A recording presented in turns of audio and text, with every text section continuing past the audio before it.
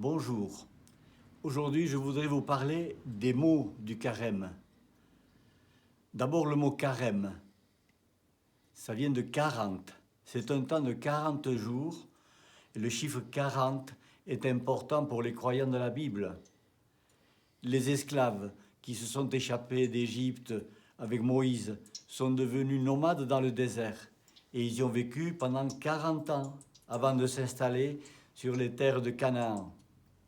Jésus lui-même, en quittant son village de Nazareth, est allé passer 40 jours dans le désert pour y prier, pour y réfléchir.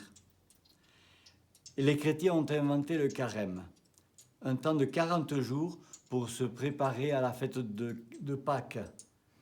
Au début, ça commençait le premier dimanche de carême, mais les dimanches, jours de résurrection, c'était des jours de joie. Et il n'était jamais question de faire jeûne ce jour-là. Des gens un peu scrupuleux se rendirent compte qu'on ne jeûnait pas exactement 40 jours. Alors on avança le début du carême au mercredi précédant le premier dimanche. Ce mercredi est devenu le mercredi des cendres. Voilà pour le mot carême, 40 jours. Deuxième mot, les cendres, le mercredi des cendres. C'est aussi un mot du carême. Celui qui avait commis une faute grave dans la communauté, une faute grave publique, adultère, apostasie, meurtre, celui-là était exclu de la communauté eucharistique. Au début du carême avait lieu pour les repentis une cérémonie pénitentielle.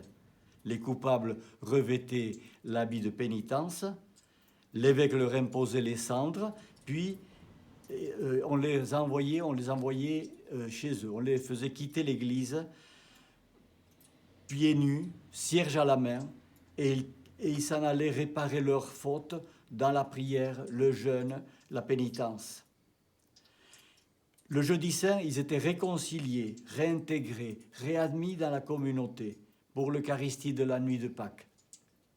La pénitence publique a disparu vers le Xe siècle, mais la coutume d'imposer les cendres s'est étendue à tous les chrétiens. Et ça se maintient toujours, ça se pratique toujours.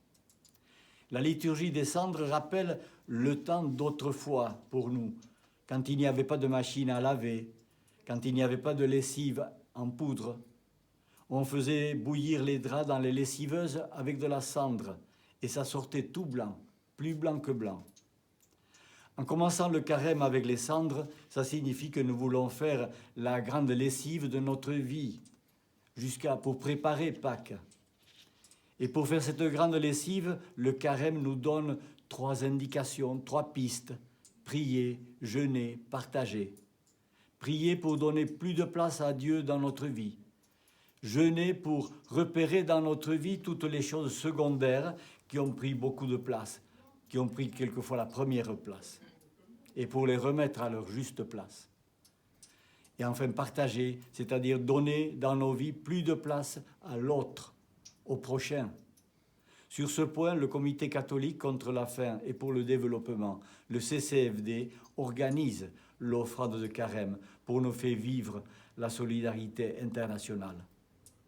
Que tout cela se fasse dans l'esprit du carême, comme l'expliquait l'évangile du mercredi des cendres.